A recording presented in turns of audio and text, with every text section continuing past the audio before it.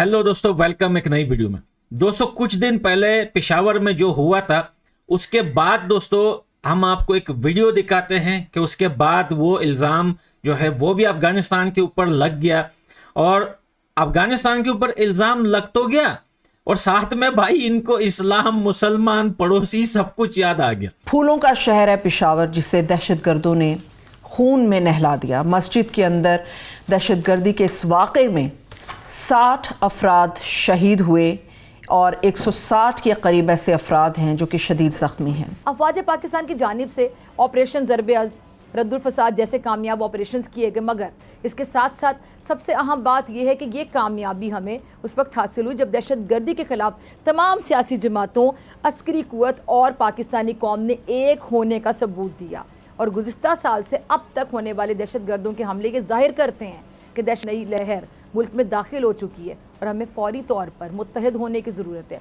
तो चलें दोस्तों, सबसे पहले अपन लोग ये छोटा सा क्लिप देखते हैं, उसके बाद करते हैं बात।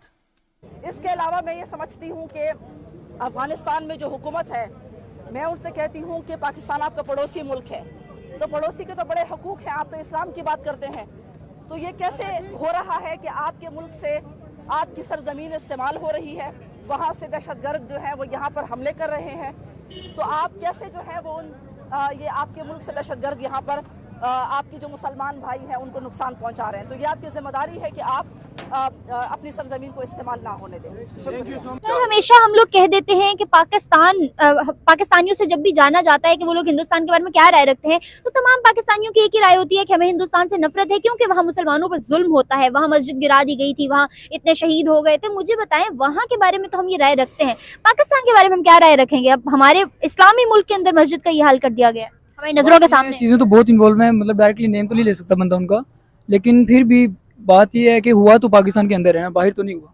तो इतना नहीं है कि हम खुद को खुद ही सेफ नहीं रख रहे, बाहर का तो अलहदा है, बाहर जो मुसलमान है, तो हम मतलब ये बात कर ही नहीं सकते कि भाई बाहर ये चीजें चल रही हैं जब खुद की ही चीजें तबाह हो रही हैं। आपकी नजर में कौन जिम्मेदार है इसके पीछे? काइंड ऑफ ऑलमोस्ट काफी चीजें इन्वॉल्व हैं। काफी फॉर एग्जाम्पल बाहर के लोग हो सकते हैं, जैसे पहले भी, क्योंकि जो चीजें पहले पकड़ी गई हैं वो अफगानिस्तान जिम्मेदार हो सकता है इसके पीछे, लेकिन अगर अफगानिस्तान होता, वहाँ तालिबान की हुकूमत है, मस्जिद ही क्यों आखिर? लेकिन देखें चीजें जब सामने आती है ना, तो मोस्टली ये भी लोग कंसिडर यही करते हैं कि दहशतगर्द हो सकते हैं। तो दोस्तों वीडियो आप लोगों ने सुन ली। अब ये इल्ज़ाम जो है वो अफगानिस्तान के ऊपर लग रहा है। सबसे पहले हमें अफसोस है कि वहाँ पे जो भी हुआ है, वो जो लोगों को वहाँ पे नुकसान हुआ है, वो सब के लिए हमें अफसोस है और हम दुआ करते हैं उन सब के लिए। दूसरी बात, जो मेन पॉइंट की बात है दोस्तों, वो ये है, अब इनको पड़ोसी याद आ गए। वाह भाई, जब बात अपने ऊपर आ गई तो पड़ोसी भी याद आ गया और मुसलमान भी याद आ गया और इस्लाम भी याद आ गया। बड़े हरामी हो आप लोग। देखिए, हम तो सारी जो भी बात है, मेरे पास जो नॉलेज है, मैं कोई फॉरेन अफेयर्स का बंदा तो नहीं हूँ ना, मैं तो जो भी सुनता हूँ न्यूज़ से ही सुनता हूँ। न्यूज़ में यही कहा जाता है कि जी इंडिया इन्वॉल्व है, इंडिया दहशतगर्दी में इन्वॉल्व है। तो ये उनके इंडिया वाले कहते हैं पाकिस्तान इन्वॉल्व है। अगर बात की जाए बम्बे अटैक्स की, खानकोट की, वहाँ पठानकोट की, तो वहाँ पे अटैक होते थे, लेकिन जैसे ही उन्होंने ट्रेड वगैरह खत्म हुई है, पाकिस्तान के साथ रिलेशन बंद हुए हैं, उनका ये कहना है कि जब से हमने रिलेशन खत्म किए हैं पाकिस्तान के साथ, हमारे यहाँ पे कोई अटैक नहीं होता। वो तो ये भाई हंसी इस वजह से आ रही है मुझे, कल तक दोस्तों 20 साल तालिबान को इन लोगों ने अपने देश में पाला और वो लोग वहां से आकर अफगानिस्तान में दोस्तों क्या क्या करते थे किसी को बताने की जरूरत ही नहीं है। आप जरा यूट्यूब करके देखें या गूगल करके देखें कि पिछले 20 साल के अंदर इनके देश से जब तालिबान आते थे तो अफगानिस्तान में क्या होता था। ये पेशावर का तो बहुत छोटा मसला है। क्या हालिया दहशतगर्द हमलों के नतीजे में हम फिर से एक हो पाएंगे? सियासी और माशी जो इस्तेहकाम है, उसके बगैर हम इस जंग का मुकाबला कर सकते हैं? आज सिर्फ फूलों का शहर पेशावर नहीं, पूरा पाकिस्तान और पाकिस्तानी, उनके दिल खून के आंसू रो रहे हैं। एक माँ अपने बेटे का, एक बेटी अपने बाप का, एक बेटा अपने बाप का। अपना खून किसके हाथों पे तलाश करेंगे? जो लोग आर्मी के खिलाफ बातें करते हैं, मैं उनको सिर्फ इतना कहूँगा, go and see the Muslims in India. ठीक है कि वो किस एक जो है बुली होते हैं हिंदुओं के हाथे, किधर कोई एग्जांपल मुझे बताएं कि इंडिया में न्यूमरस किधर? वीडियो, दे आर किधर? Numerous video. आप यूपी देख लें, आप उसमें कश्मीर में देख लें, आप इवन उनके बड़े सिटीज कश्मीर में में- देख लें, उधर तो माइनॉरिटीज़ का इतने बुरे हालात हैं। अब कल परसों एक वीडियो शेयर हुई भी थी जिसके अंदर वो एक बंदा नमाज पढ़ा था, उस पर कुत्ते छोड़ दिए गए। अच्छा, ठीक है, अब I don't know whether what it was India और समवेयर एल्स, लेकिन मेरी बात मुसलमानों सुने, पे जैसे आपने बोला कि वो नमाज पढ़ रहा था, कुत्ता छोड़ दिया गया। कुत्ता छोड़ना बड़ी बात है या नमाज पढ़ते हुए को वैसे ही बम से उड़ा देना बड़ी बात है, जो कि पाकिस्तान में हुआ? ऐसे मसले या ऐसे पटाखे, जो ये पटाखे बोल रहे हो, ऐसे धमाके हमारे देश में उधर दिन में 4-4 होते थे, लेकिन उस वक्त तो तुम लोग बड़े खुश हो रहे थे। यहां तक कि क्रिकेट ग्राउंड में तुम लोग आवाजें लगा रहे थे कि तालिबान जिंदाबाद और तालिबान जिंदाबाद। बस निकल गई हवा आ गए वो कात पे।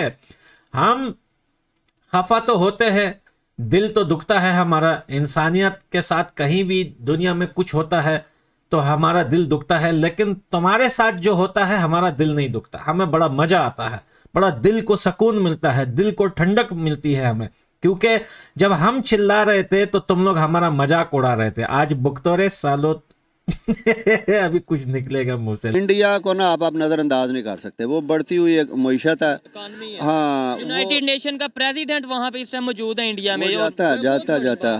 हमारा दुनिया में कोई मुकाम नहीं है। हमें उनके साथ दुश्मनी को छोड़ के ना कोई तजारत तजूरत के कोई मामलात करने चाहिए, उसमें ज़्यादा हमारा बेनिफिट है। नफरतें हमने कौन सा कहा है कि उनके साथ कोई शादियाँ करें या कोई करें, कारोबारी मामलात को तो आगे बढ़ाएं ना। ऐसे ही है। आप ज्यादा फायदा किसको होगा?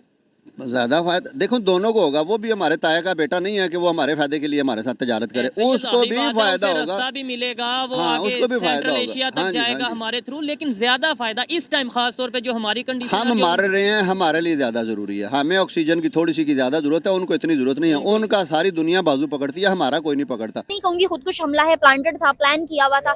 ये सानिया कहीं भी हो सकता था, मस्जिद के अंदर ही क्यों? इतनी मुबारक जगह पे, और वो भी पाकिस्तान जैसे मुसलमान मुल्क में, जहाँ की जिसकी बेस कायदे ने ला इलाहा इल्लल्लाह कह के रखी थी, ऐसे मुल्क के अंदर ये सानिया। अगर ये ऐसा ना करेंगे तो फिर इनको पैसे कहाँ से मिलेंगे?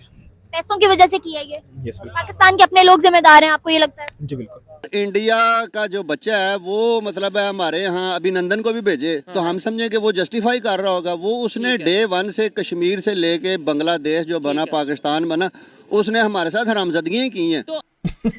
अभी कुछ निकलेगा मुंह से। आपने अभिनंदन की बात की है, हम प्रूफ क्यों नहीं दे देते, सजा क्यों नहीं दिलवाते? अभी तक केस लटकता क्यों जा रहा है? इंटरनेशनल कोर्ट पे प्रूफ दे के सजा दिलवाएं और दुनिया को बताएं, लो जी इंडिया का जासूस था, हमने पकड़ा और सजा दिलवाई। क्या वजह? कमजोर हैं हम? हाँ, हम कमज़ोर हैं, डेफिनेटली हम कमज़ोर हैं। इंडिया और वजह यह है कि हम मुसलमान हैं। इंडिया का दुनिया को पता है कि वो झूठा है, लेकिन दुनिया उसकी बात को परचेज़ करती है। हम सच्चे हैं, हम मुसलमान हैं, हमारी बात को दुनिया परचेज़ नहीं करती। उनको पता है ये सच्चे हैं, वो कहते हैं आप झूठ बोल रहे हैं। उधर हम क्या करेंगे? लव यू ऑल दोस्तों, मिलते हैं अगली वीडियो में।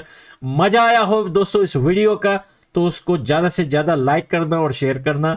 Bye bye.